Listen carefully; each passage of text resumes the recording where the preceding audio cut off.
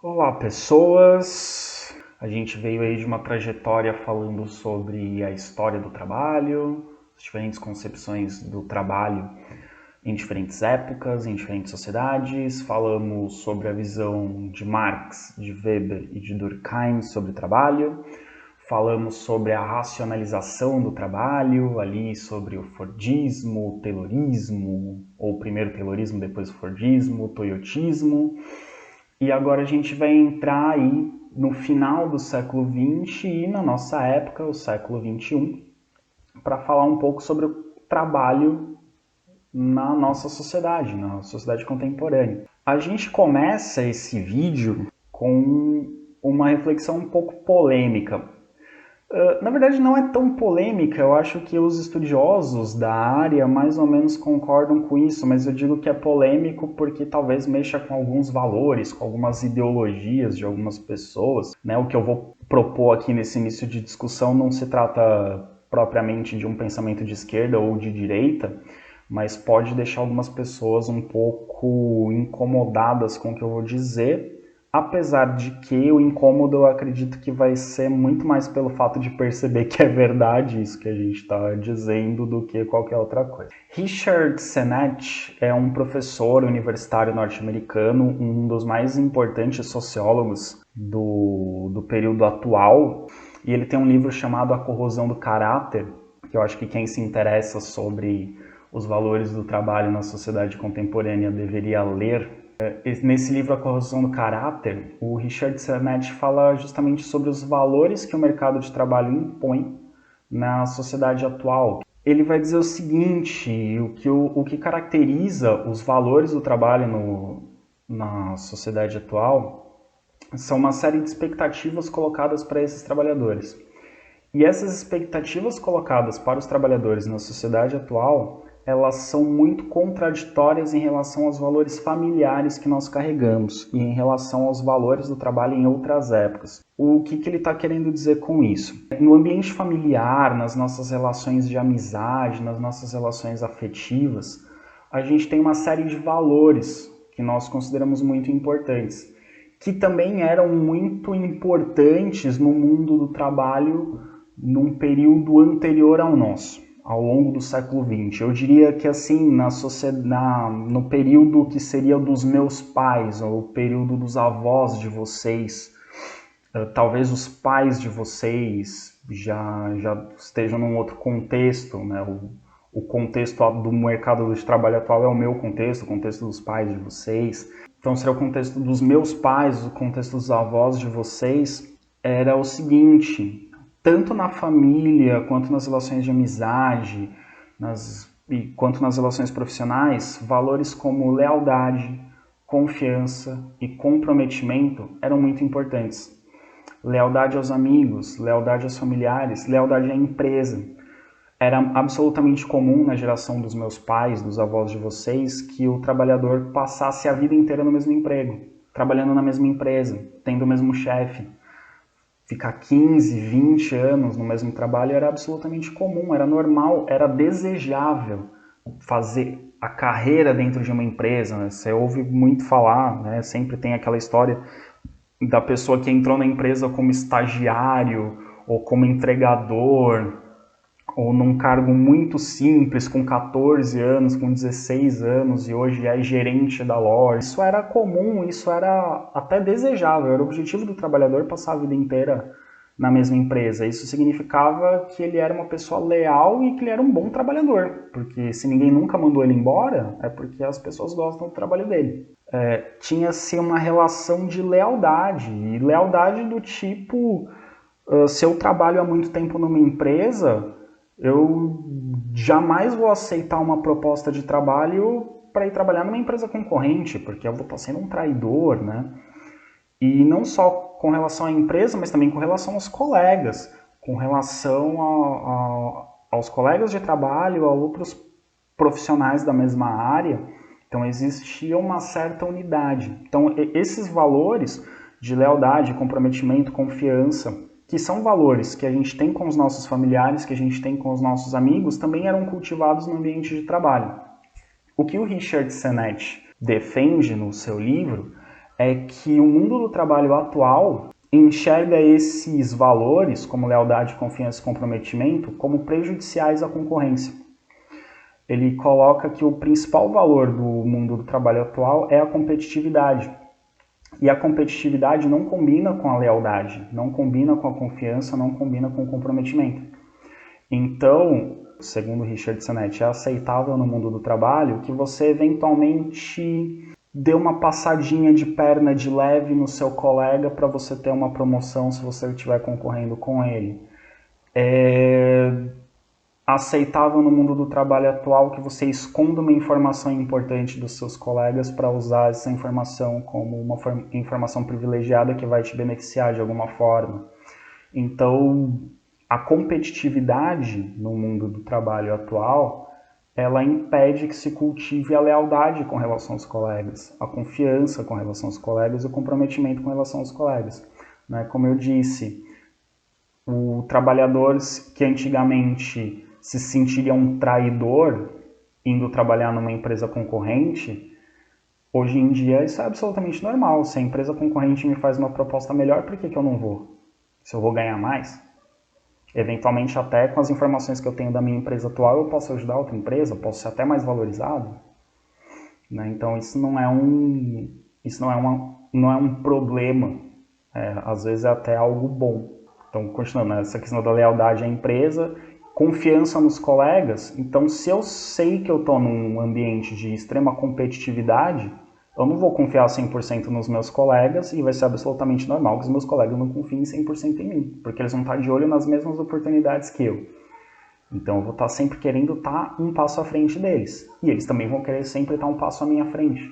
Então, eu não tenho tanta confiança nos outros e também não sou comprometido com eles. Eu sou comprometido com o meu crescimento, com os meus objetivos, não com a empresa, não com os colegas. Além disso, existe uma falta de objetivos de longo prazo.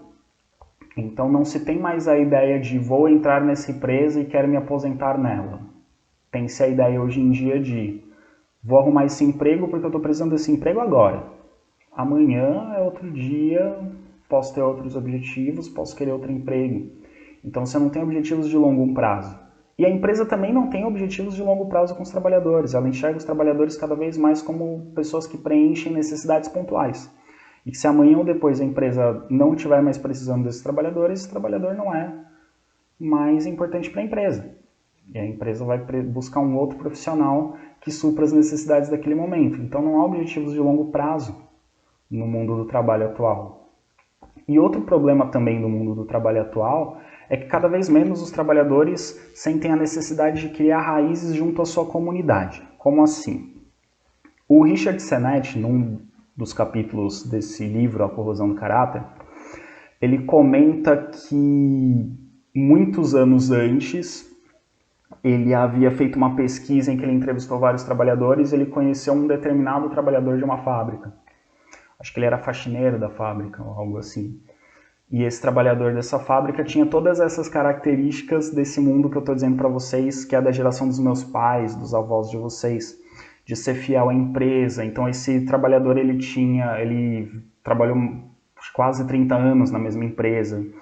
Ele era amigo de todos os colegas, ele conhecia todos os funcionários, ele era respeitado entre os funcionários, ele tinha uma certa devoção pela empresa e pelo seu chefe, ele era muito agradecido à empresa por tudo que ela proporcionou a ele.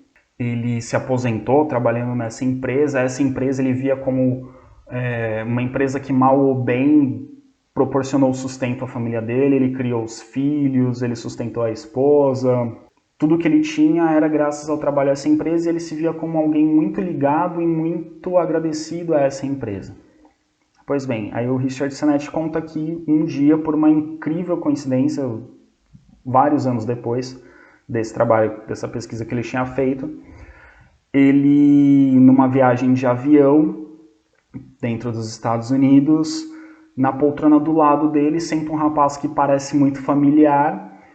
E aí ele puxa a conversa com esse rapaz e ele descobre que esse rapaz era filho desse homem que ele tinha entrevistado vários anos antes, né? Desse homem que era o símbolo do trabalho da geração anterior. E ele começa a conversar com esse rapaz, né? O rapaz acaba se lembrando do Richard Sennett e eles vão conversando, pergunta do pai, né? O pai tá aposentado, tá bem e tal. E aí o rapaz começa a falar dele mesmo. E o Richard Sennett enxerga nesse rapaz a característica da minha geração, né? Da geração de trabalhadores atuais. Esse rapaz, ele conversando com o Richard Sennett, ele diz que ele dificilmente trabalha mais do que 2 anos na mesma empresa e dificilmente mora mais do que 2 anos no mesmo bairro e eventualmente muda até de cidade. Então, não tem essa fidelidade com a empresa e não cria raízes junto à comunidade. Ele não se torna amigo dos vizinhos, porque a cada nova oportunidade de trabalho ele se muda para mais próximo do trabalho, para uma outra cidade ou para um outro bairro. Então, ele não cria raízes junto à comunidade. Ele está num ambiente altamente competitivo e que ele sabe que ele precisa tomar certas atitudes, que ele se sente desconfortável para que ele tenha melhores oportunidades de trabalho, que ele sabe que eventualmente as atitudes dele prejudicam outras pessoas, mas que se ele não prejudicar essas outras pessoas, ele será prejudicado por elas. E então ele estava numa situação em que ao mesmo tempo ele estava tendo sucesso profissional, mas ele via que os valores que ele tinha recebido do pai, de lealdade, de confiança, de criar raízes junto à comunidade, de pensar em longo prazo, de imaginar como vai ser a aposentadoria, nada disso ele estava praticando no ambiente de trabalho, porque os valores do ambiente de trabalho dele eram opostos aos valores familiares que ele tinha recebido do pai. E ele comentava que ele não sabia o que dizer para os filhos dele, que tinham ali já, estavam na idade de começar a ir para a escola, já 5, 6 anos, e ele começa a falar pro Richard Sennett, eu não sei como que eu vou educar os meus filhos. Eu vou educar os meus filhos para serem boas pessoas, leais, sinceras, comprometidas, mas que por causa disso vão sofrer no mercado de trabalho, ou vou criar filhos absolutamente preparados para o mercado de trabalho, agressivos, competitivos, engajados com o sucesso profissional, mas que eventualmente vão deixar de lado os valores que eu aprendi como corretos. Então, o que eu faço? E para o Richard Sennett, essa é a característica do mundo atual. O mercado de trabalho, o mundo do trabalho tem valores opostos aos valores pessoais e familiares. Então essa é a situação que nós vivemos hoje e que vocês, como futuros administradores, eu espero que ajudem a transformar. A partir da década de 1990, que vai se formar esse contexto que o Richard Sennett descreve, e esse contexto ele tem a ver com o toyotismo, de certa forma, também, né? Com esse funcionário polivalente, mas que ao mesmo tempo está ali numa situação de flexibilidade. O que acontece a partir da década de 90? A década de 90 ela tem muito forte a liberalização econômica. O liberalismo econômico, ou o neoliberalismo, melhor dizendo, ele vai ser muito presente em vários lugares do mundo, inclusive no Brasil. O que é essa liberalização econômica? Uma maior participação do capital privado, né, de empresas privadas, que algumas delas, inclusive estrangeiras, nos setores que antes eram estatais da economia. No Brasil, na década de 90, nós temos uma série de privatizações. Por exemplo, nós temos a privatização da telefonia. Os telefones no Brasil eram estatais, hoje são de empresas particulares. A gente tem a privatização de vários bancos que eram públicos. Mais recentemente, a gente teve a privatização de alguns aeroportos. Enfim, várias empresas, vários produtos que eram estatais, né, inclusive de mineração, por exemplo, né, a Companhia Vale do Rio Doce, que era uma das maiores do Brasil, a Companhia Siderúrgica Nacional, que era uma das maiores empresas do Brasil, todas privatizadas.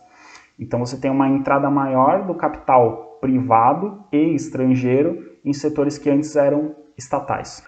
Você tem um incremento tecnológico a partir da década de 90. A robótica se desenvolve muito, está cada vez mais presente na indústria. A informatização está cada vez mais presente em vários setores da economia. Você tem novas relações de trabalho. Você tem a terceirização incentivada pelo toyotismo. Você tem cada vez mais trabalhos temporários, pessoas que são contratadas para trabalhos por períodos específicos. Você não tem ali uma carteira assinada por longo prazo. Você tem um fenômeno bem atual que é chamado de pejotização, Pejotização vem de PJ, pessoa jurídica, que é a pessoa que abre uma empresa e ao invés dela ser contratada como pessoa física, carteira assinada para ter todos os direitos e trabalhar para a empresa, ela abre uma empresa particular, uma empresa que é só ela, e a outra empresa, ao invés de contratar ela, contrata a empresa dela e paga para a empresa dela. Que isso é uma forma, né? Isso é ilegal, mas é uma forma de burlar alguns impostos, porque o imposto para a contratação de empresa é menor do que o imposto para a contratação de um trabalhador. Então você é trabalhador, abre uma empresa no seu nome, e ao invés da outra empresa te contratar, a outra empresa contrata a sua empresa. Só que aí você não vai ter direito a 13º, não vai ter direito a férias, não vai ter direito a INSS, não vai contribuir para a Previdência, não vai ter aposentadoria, não vai ter uma série de direitos. E junto com tudo isso, e também um pouco por causa disso, a gente tem um aumento do desemprego em relação às décadas anteriores, inclusive nos países industrializados. Então, em muitos países, na década de 90, você tem uma alta do desemprego. Um pouco por conta da liberalização econômica, do incremento tecnológico e das novas relações de trabalho que surgem. Só que essas transformações elas são extremamente complexas, por isso que eu coloquei aqui esse meme para representar essa complexidade. Você tem, por um lado, uma automatização, uma informatização que vai diminuir a necessidade de trabalhadores em alguns setores. Então, por exemplo, na indústria de automóveis, você tem robôs substituindo vários e vários trabalhadores. Então, você tem milhares de trabalhadores sendo demitidos das montadoras de automóveis, porque essa informatização e a robótica estão eliminando postos de trabalho. Por outro lado, o incremento da informática e o incremento da robótica, além de outras tecnologias, vão fazer surgir novos trabalhadores com exigências de qualificação maiores, como por exemplo a área de tecnologia da informação. Hoje em dia você tem cada vez mais profissionais de TI sendo formados e conseguindo emprego, e dependendo do posto de trabalho até ganhando muito bem, porque você precisa de cada vez mais profissionais de TI, porque a tecnologia da informação está sendo um setor cada vez mais presente em várias áreas. Então, ao mesmo tempo que você tem perdas por um lado, você tem ganhos por outro. Então, você tem pontos positivos e pontos negativos nessas transformações. E junto com isso, a partir da década de 90, você tem um crescimento muito grande do setor terciário. E aqui no Brasil em particular, cada vez mais trabalhadores no Brasil estão ligados ao comércio e à prestação de serviços. Dados do IBGE de 2018, que é ali um dos últimos levantamentos consolidados que a gente tem do PIB brasileiro, do Produto Interno Bruto do Brasil, dizem que 73%, veja bem, 73%, quase 3/4 do PIB brasileiro vem do terceiro setor. Então a gente ainda tem muito a ideia, né, de que o Brasil é um país agroexportador, ou a gente fala muito da indústria no Brasil, mas 3/4 quase do Produto Interno Bruto do Brasil vem dos serviços e do comércio, vem do terceiro setor. Em Uruguaiana isso também acontece. Em Uruguaiana a gente ainda tem o mito do arroz, que Uruguaiana é o arroz, de que o arroz é o produto mais importante de Uruguaiana, mas hoje a gente sabe que aproximadamente 65% da economia de Uruguaiana é movimentada pelo comércio. Então, o setor mais importante para a economia de Uruguaiana é o terceiro setor, não é a agricultura. E além do PIB ser muito alto, em 2015, 67,7% dos trabalhadores brasileiros eram do setor terciário. Então, a cada 3 pessoas no Brasil, aproximadamente, a cada 3 pessoas no Brasil, 2 trabalham no terceiro setor. Então, a grande maioria da população brasileira trabalha no comércio ou nos serviços. E desde a década de 80, o setor terciário é o único do Brasil que só cresce. A indústria e a agricultura, o primeiro e o segundo setor, tiveram crescimentos e quedas ao longo dos últimos 30 anos. O setor terciário só cresceu. Então, ele tem ganhado cada vez mais espaço. E isso tem a ver com essas transformações da década de 90. Tem a ver com o aumento da tecnologia, porque a tecnologia está tirando trabalhadores de outros setores, e o setor de serviços é quem vai fazer a manutenção dessa tecnologia. Você tem novas relações de trabalho que vão transformar trabalhadores que antes eram trabalhadores da indústria, trabalhadores do primeiro setor, em prestadores de serviço. Então muitas vezes você não vai ter o funcionário da fábrica trabalhando ali, mas você vai ter o funcionário de uma empresa prestadora de serviços de manutenção de máquinas. Aí ele está executando um trabalho que antes era dentro da fábrica, então ele seria do setor da indústria, e agora ele é da prestação de serviços. Então você tem toda essa transformação acontecendo, e o setor terciário se torna, hoje, o de maior impacto na economia brasileira. Só que essas transformações também, elas vão causar o que a gente chama de desemprego estrutural. O que é o desemprego estrutural? Ele é causado pela liberalização econômica e pelo incremento tecnológico. Então, quando você tem uma economia menos regulamentada e quando você tem um grande aumento da tecnologia, diminuindo a quantidade de postos de trabalho, você acaba tendo um número maior de desempregados.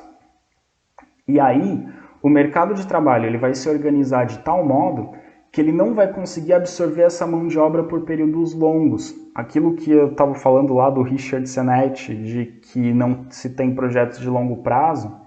Então, assim, as empresas vão contratar os trabalhadores, mas as empresas vão contratar já pensando que eles vão ser demitidos em breve. Porque eles vão contratar os trabalhadores para atender as demandas atuais. Surgiu uma nova demanda, ela não vai virar para o trabalhador sempre, pelo menos não na maioria dos casos, e falar assim, olha, eu preciso que você se atualize fazendo isso, isso e isso. Não, ela vai olhar para o mercado de trabalho e vai falar, deixa eu ver se eu encontro um trabalhador já melhor qualificado para essa demanda que eu tenho agora. E aí eu vou mandar embora o que eu tenho agora e contratar um novo. Então, você tem uma rotatividade maior no emprego. O trabalhador, mesmo que ele queira, dificilmente ele consegue ficar muito tempo no mesmo trabalho, porque as empresas fazem essa rotatividade para regular salários, para regular conhecimentos, enfim. O mercado de trabalho ele é organizado de modo que o trabalhador não fique muito tempo no mesmo emprego. Então isso é o desemprego estrutural, sempre está tendo gente sendo mandada embora, sempre tem desempregados, o que é diferente do desemprego conjuntural. O desemprego conjuntural é assim, tem uma crise, fábricas fecham, aí um monte de gente vai embora.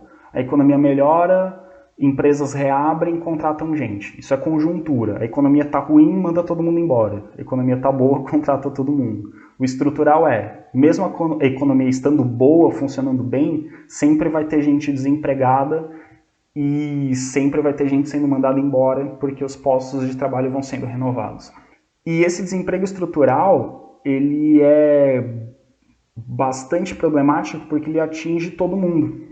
Ele atinge tanto o trabalhador qualificado, porque ele é qualificado hoje, mas se amanhã surgir um pouquinho mais qualificado que ele já se torna descartável. Então ele tem que estar sempre se requalificando profissionalmente. Hoje em dia a gente ouve muito essa palavra, qualificação profissional, requalificação, reciclagem, atualização. Então sempre você tem o cara que está trabalhando, ele é mandado embora. Muita gente entra nesse ciclo. Estou trabalhando, sou mandado embora, vou fazer uns cursos para me atualizar. Fiz uns cursos e me atualizei e sou contratado de novo. Aí estou lá trabalhando, passou um tempo, a empresa já não me acha mais qualificado o suficiente, sou mandado embora, faço novos cursos e fica nesse ciclo. Faz curso, trabalha, faz curso e trabalha, faz curso e trabalha. Isso é do desemprego estrutural. Então, mesmo sendo qualificado, sempre vai ter a necessidade de mais qualificação. E por outro lado, isso atinge muitos jovens, porque o jovem não tem experiência profissional e muitas vezes não tem. Aliás, o jovem nunca tem, né? O que nunca trabalhou nunca tem experiência profissional. Então ele vai ter dificuldade para entrar no mercado de trabalho e quem está no mercado de trabalho tem dificuldade de se manter empregado. Então ele atinge todo mundo. Além disso, e junto com isso, a gente tem a precarização do trabalho. O trabalho se torna cada vez mais precário. O que é o trabalho precário? Condições ruins e menos direitos. O que são as características desse trabalho precário? Quais são os tipos de trabalho precário? A gente tem o trabalho em tempo parcial. O que é o trabalho em tempo parcial? Ao invés da pessoa ser contratada para a jornada de 8 horas de áreas de trabalho, ou 40 ou 44 horas semanais, ela é contratada para meio período, 20 horas semanais, para trabalhar dia sim, dia não. Então isso é um trabalho de tempo parcial. Ela não tem uma jornada completa. E se é um trabalho de tempo parcial, o salário é menor também. E geralmente esse trabalho de tempo parcial não tem todos os direitos, não tem todos os benefícios. Você tem o trabalho temporário, né? É contratado por períodos específicos. No final do ano, as lojas contratam por causa do Natal, emprego temporário. Na época da colheita, os fazendeiros, produtores de arroz, contratam pessoas para a época da colheita, mas é só para aquele período. Então você tem o trabalho temporário, que a pessoa tem emprego num período específico e também muitas vezes não vai ter todos os direitos, não vai ter todos os benefícios. Você tem o subcontrato, que esse é bem chato e até um pouquinho complicado de explicar. O que é o subcontrato? Na subcontratação, eu contrato uma empresa para fazer um determinado serviço. Exemplo nosso do campus avançado uruguaiano. O IFAR contratou uma empresa para fornecer o café da manhã, o almoço e o lanche de vocês. O que essa empresa fez? Um subcontrato. Ela contratou uma outra empresa menor para fazer o lanche para a gente. Só que essa outra empresa menor é uma empresa bem menor. E essa empresa bem menor não vai conseguir garantir a seus funcionários ou as pessoas que trabalham, né, nesse sistema, não vai garantir os mesmos benefícios que a empresa original garantiria. Então, o subcontratado, ele não vai ser um funcionário da empresa, ele vai ser funcionário de uma empresa terceirizada prestando serviço para outra. E o que tem empregado cada vez mais brasileiros é o trabalho informal. O trabalho informal é o que não tem contrato, não tem registro, não tem benefícios, não tem direitos, mas é uma fonte de renda para aqueles que não têm emprego formal. Então todos esses são características da precarização do trabalho, torna um trabalho mais precário. Essa precarização do trabalho faz surgir um fenômeno muito atual que é o subproletariado. Então, o proletariado é o trabalhador, é o empregado. O subproletariado é um trabalhador que está numa condição ainda pior. Esse subproletariado, ele tem necessariamente condições precárias de emprego. E ele é o trabalhador que aceita essas condições precárias porque ele tem dificuldade para conseguir trabalho e quando consegue, geralmente é um trabalho informal ou então um trabalho que não tem garantia nenhuma. E um fenômeno muito atual desse subproletariado hoje no Brasil, no mundo inteiro, mas no Brasil isso tem sido bem forte, são os entregadores de aplicativo. Em julho de 2020, agora, a gente teve uma greve dos entregadores de iFood. E por que essa greve? Porque eles perceberam que eles ganham muito pouco para trabalhar muito, porque eles não têm direitos, praticamente nenhum. Então, as empresas de aplicativo pagam muito pouco, obrigando eles a ter que trabalhar muito. E aí eles perceberam que eles estão perdendo saúde, se colocando em risco de sofrer acidente e não estão ganhando bem. Então, isso também é uma forma de precarização e é a característica do subproletariado. E esse fenômeno, pessoal, eu acredito que ele vai se tornar cada vez mais comum. A gente vai ter cada vez mais pessoas nessa condição de subproletariado, porque a pessoa ela não é empregada da empresa, o entregador ele não é empregado da empresa de aplicativo. O motorista de aplicativo não é empregado da empresa. A empresa diz que está prestando um serviço para ele enfim, tem pessoas precisando de entregador, tem pessoas precisando de motorista, a gente te indica as pessoas e a pessoa te paga e você paga para a gente uma parte.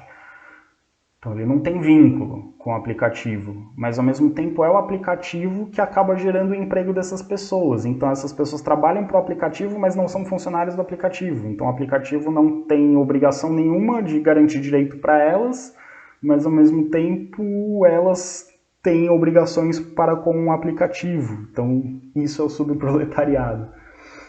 E esse subproletariado, como eles não têm vínculo formal, eles não conseguem proteção dos sindicatos, por exemplo. Então, os sindicatos que têm a função de batalhar pelos direitos dos trabalhadores, quando você tem esse subproletariado, eles são de qual sindicato? Eles trabalham em qual setor? Eles estão no setor terciário? Eles estão no setor primário? O trabalhador que ele é um mecânico, mas ele não trabalha numa fábrica, ele trabalha numa empresa que presta serviço de manutenção para a fábrica. Ele é um funcionário do terceiro setor, do setor de serviços, ou ele é um funcionário da indústria? Ele vai ser protegido pelo sindicato do terceiro setor ou pelo sindicato dos trabalhadores da indústria? Então, nesse contexto, fica difícil para ele saber a quem recorrer. Então, isso acaba dificultando que os sindicatos consigam atingir esses trabalhadores. E, por outro lado, esses trabalhadores também se sentem cada vez menos protegidos pelos sindicatos. E hoje a gente vive, nesse contexto, uma crise dos sindicatos. As pessoas cada vez menos confiam nos sindicatos. Né? O sindicato ele é responsável por defender e representar as classes profissionais. Mas nesse contexto que a gente está de precarização, está cada vez mais difícil de identificar a que classe social, a que classe profissional você pertence. Então, os sindicatos têm cada vez mais dificuldade em defender os trabalhadores porque as relações de trabalho cada vez menos caracterizam esse trabalhador como formal. Então, é difícil para o sindicato intervir em determinadas relações, até porque o trabalhador, muitas vezes, ele precisa desse emprego precário. Né? Ele não vai se indispor com quem está querendo contratá-lo. E, ao mesmo tempo, os sindicatos nos últimos anos vêm sendo acusados de muitas coisas. Acusado de ter interesse político, e eu coloco as aspas porque todo sindicato é, em certa medida, uma instituição política. Os sindicatos fazem política. Né? Defender o trabalhador é uma forma de fazer política. Então, fazer política não é o problema. O problema é quando o sindicato deixa de defender o trabalhador para defender exclusivamente um partido, independente do que os trabalhadores estão querendo. Então tem essas acusações, mas também tem as acusações do tipo, os sindicatos estão usando o dinheiro da contribuição sindical para fins ilícitos. Existem máfias dentro dos sindicatos. Alguns sindicatos até têm, mas outros não. Então as pessoas nos últimos anos têm questionado a legitimidade dos sindicatos. Elas estão dizendo, não, eu não quero sindicato para me defender, eu me viro sozinho. O problema desse raciocínio é que sozinho você não tem força contra uma empresa, sozinho você não tem força contra uma organização. E os sindicatos, eles reúnem trabalhadores para que eles juntos tenham força de lutar por seus direitos. E aí, para falar desse contexto dos sindicatos, né, que eu queria que vocês refletissem um pouco, para também tirar um pouco essa ideia de que sindicato é de partido de esquerda, quem é de direita não gosta de sindicato. Para tirar um pouco dessa coisa de direita e esquerda, porque sindicato não tem nada a ver com direita ou esquerda, sindicato tem a ver com direitos dos trabalhadores, independentemente da ideologia política. Uma frase do Papa Bento XVI, uma frase do Papa Francisco, do ano de 2017. Em 2017, o Papa Francisco diz literalmente o seguinte: não existe uma boa sociedade sem um bom sindicato. Ele está querendo dizer que os sindicatos são importantes, desde que eles cumpram seu papel de defender os trabalhadores de forma correta, de forma justa.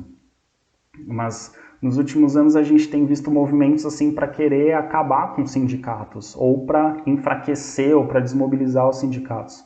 Mas não, os sindicatos são importantes. Né? Tem suas falhas, tem seus problemas, mas eles são importantes para defender os direitos dos trabalhadores. Então, é isso, pessoal. Encerramos essa parte do trabalho e sociedade. No próximo vídeo a gente já vai iniciar um novo tema. Até mais!